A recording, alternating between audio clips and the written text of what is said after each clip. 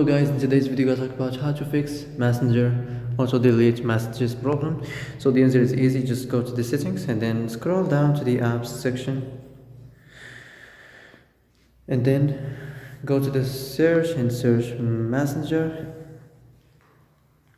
and then go to the storage, and here you will find this clear cache option. Click on it. Now you can go check it if it worked, and if it didn't you can try to restart your phone or turn the Wi-Fi off and on, or the Bluetooth or the airplane mode. Also you can try to clear data, but be careful. If you clear data, all the Messenger's data will be deleted. This includes all files, the settings, the accounts, the databases, etc. So be careful if you want to clear your data.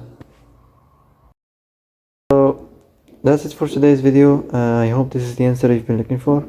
If you like this video, don't forget to like and subscribe, and see you in the next video.